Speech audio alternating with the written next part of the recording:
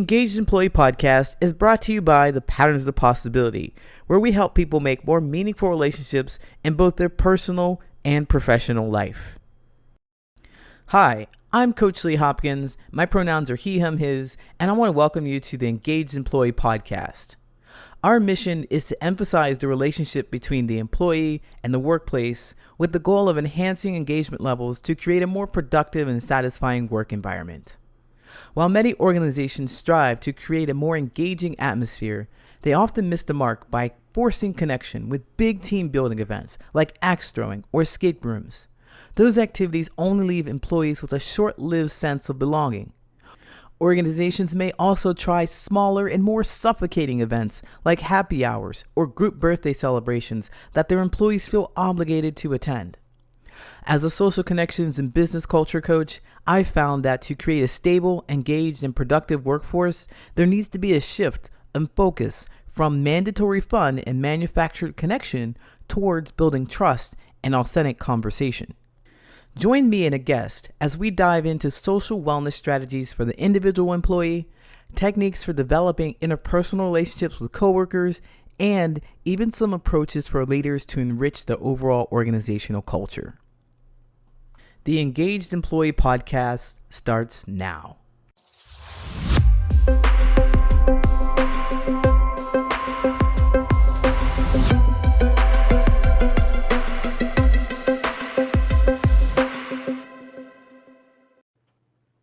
Hello, my name is Coach Lee. Today, my guest is Anika Allen.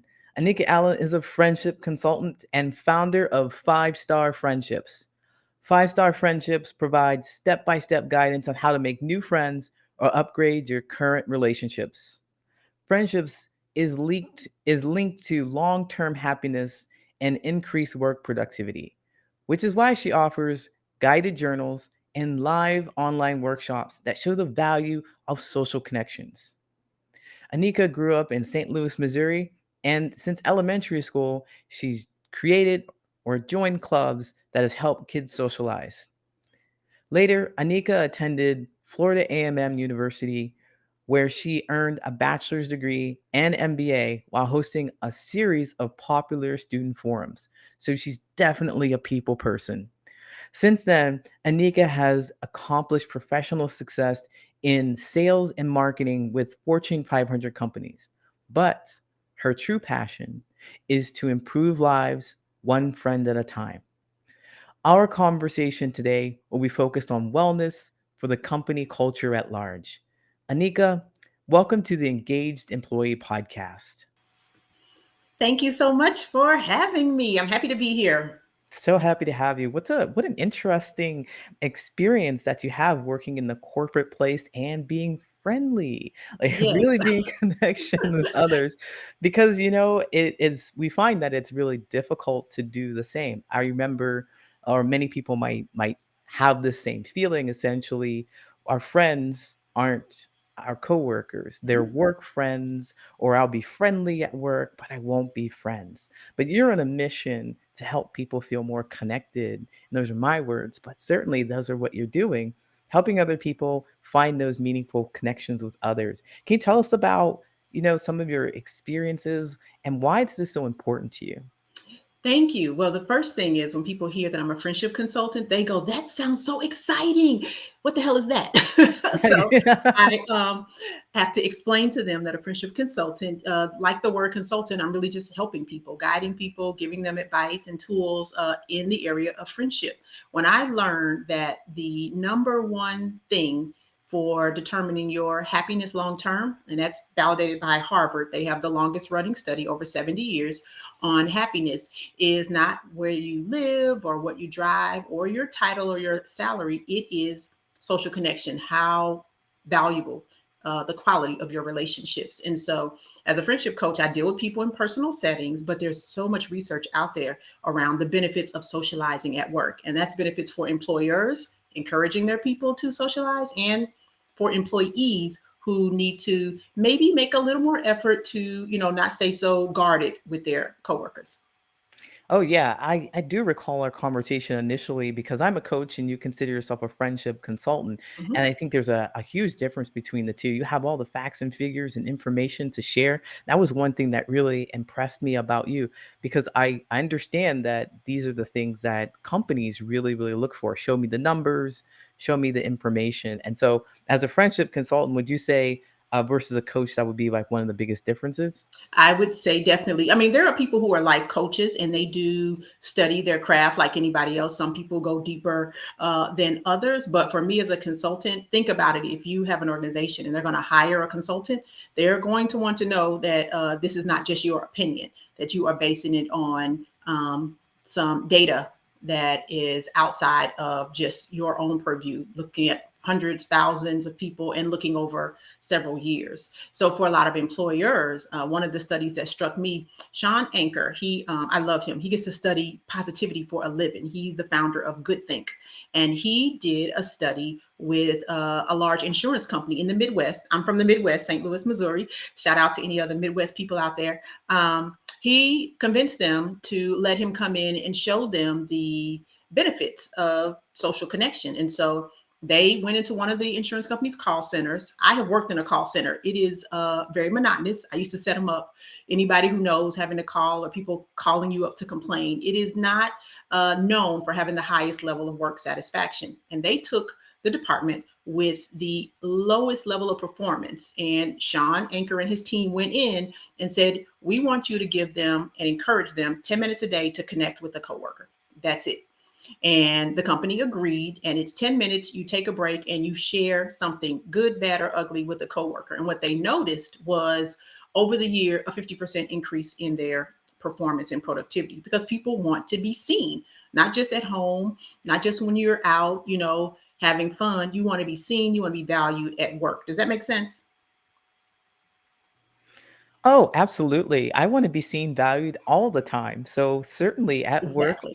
I think it makes sense. A lot of people, it's counterintuitive or how we've been taught rather, but I think we should actually want to connect with those people that we spend a lot more time with because we're spending 8 hours a day with these Hmm. people and we're not spending perhaps that much time with our families getting to Uh-huh. know them either. So why not be harmonious with some of the people just 10 minutes a day, sharing a little bit of information about who I am and perhaps how I show up outside of work, bring a little bit Right. of myself to work. And I know there's a push to be your authentic self, your whole self, bring your whole self to work. When I was in corporate, that was one of the big things that they had expressed at my job. And I thought, well, I don't know how to do that.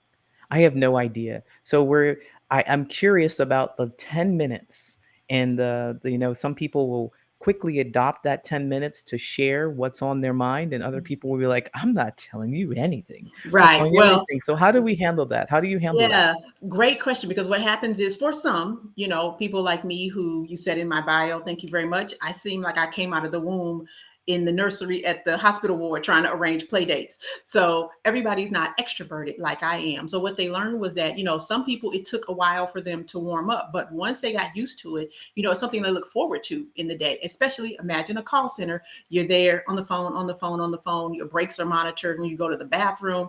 And then you get this time to just relax. And so it sounds pretty intuitive, right? Like that makes sense. You got to give people a chance to kind of relax and unwind, and their productivity would increase. But companies don't always believe that. And so that's why Sean and his team had to look at the data to say, no, if you want your numbers to go up, you need to be giving people time to do that. They show that water cooler conversation. We don't typically have water coolers anymore, but when people are, passing in the hallways or the parking lots and they are chit chatting about, did you see this show last night? Or, how did your daughter's birthday party go? Those little moments of connections are valuable. It makes people feel more relaxed at work.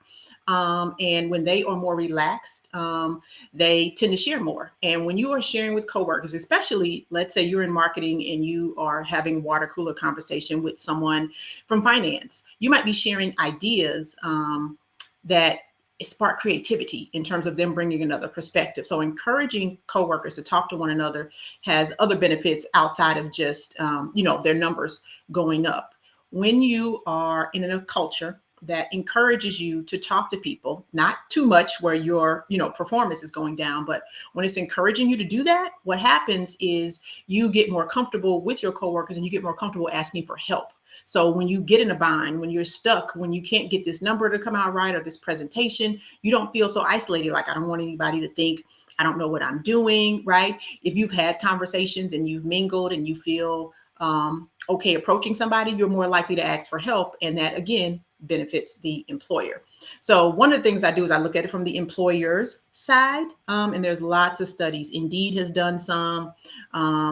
Oxford University has done some around happiness of employers, increasing productivity. But I also want to make sure we have time to talk about it from the employee's perspective. Like you said, we're going to break down some of those myths around keeping your personal life hidden from your coworkers. Absolutely, because that was something that I absolutely wanted to jump in on. I felt that, of course, afraid to talk to my coworkers because I was hiding something, and I'm a transgendered man, so that's one of the things that I thought that it was important for me to hide, but then it wasn't really a big deal. The thing that when I shared that, the thing that really kept us was just my lifestyle and things that I was doing outside of work that I thought that they couldn't relate to at all, because I imagine they had completely different life experiences. They come from different walks of life. Here I am, a single man living in Chicago by myself, and their families living in the suburbs.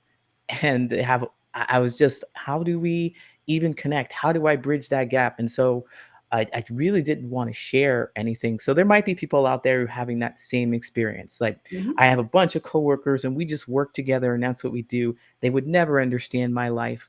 What would you say to those people?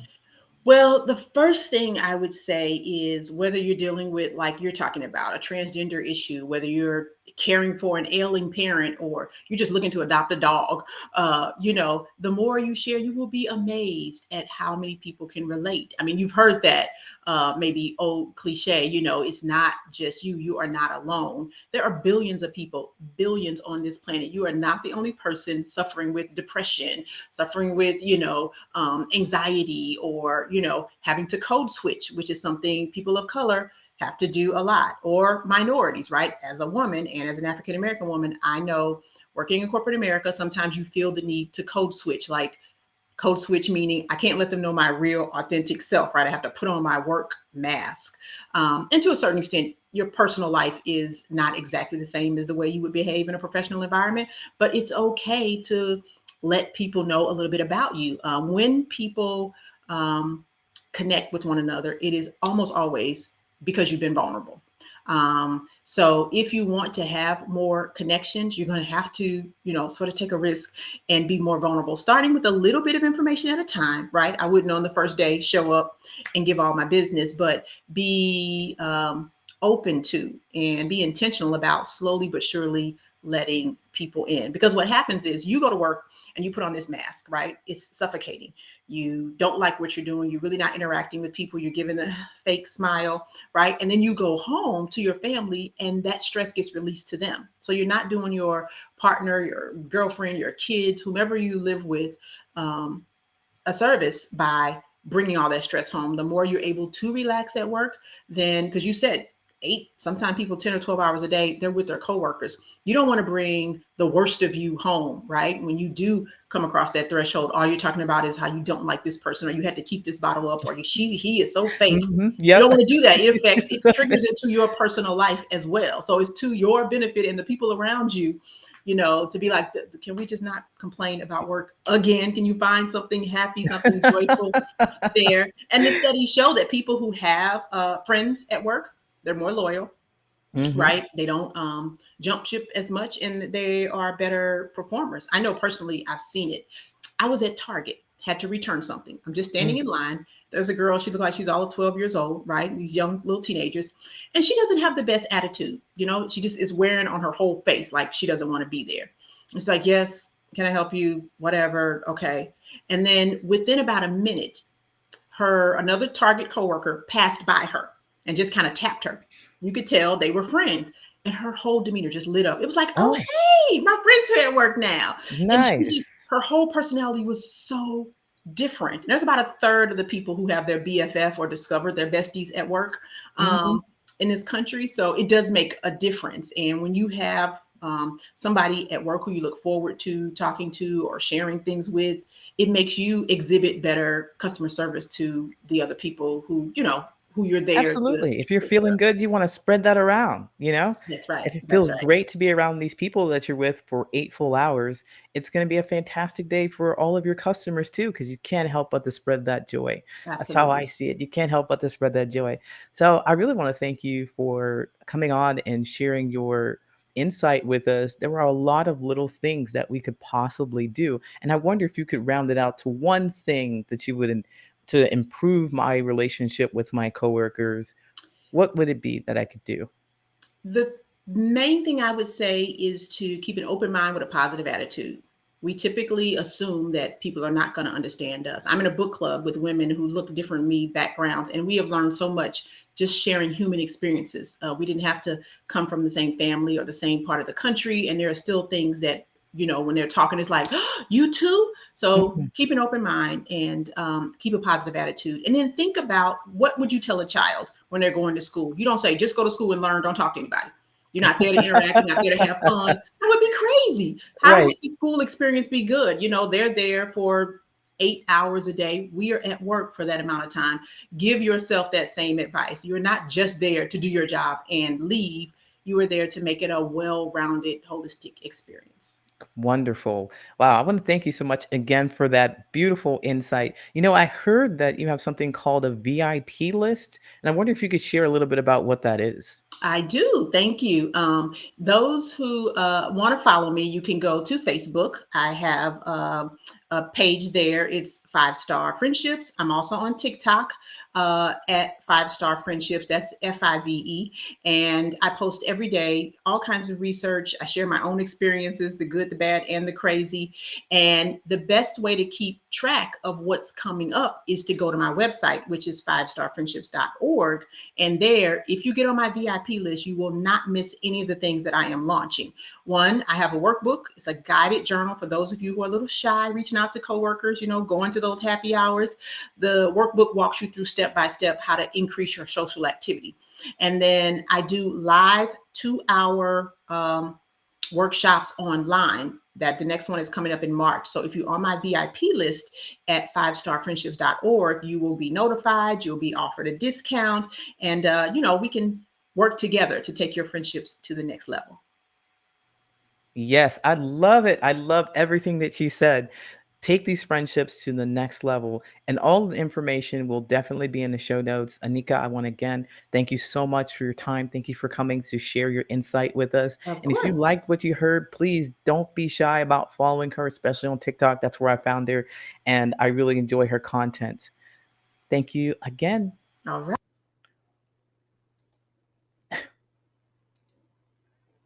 Oh man, now I have to edit. And there you have it, another insightful episode of the Engaged Employee Podcast. We hope you enjoyed the deep dive into the world of employee engagement, leadership, and workplace dynamics. The Engaged Employee Podcast is brought to you by the Patterns of Possibility, where we help people make more meaningful relationships in both their personal and professional life. Before we wrap up, we want to extend our heartfelt gratitude to our incredible guests and, of course, our loyal listeners. Your support keeps us motivated to bring you valuable content each week. If you found today's discussion thought-provoking and want to learn more about how we can help you or your organization make more meaningful relationships, go to patternsofpossibility.com and book a friendly conversation with me. Or you can email me your questions at patternsofpossibility@gmail.com. Stay connected with us and engage with fellow listeners by following the Patterns of Possibility on LinkedIn. You can also catch us on YouTube.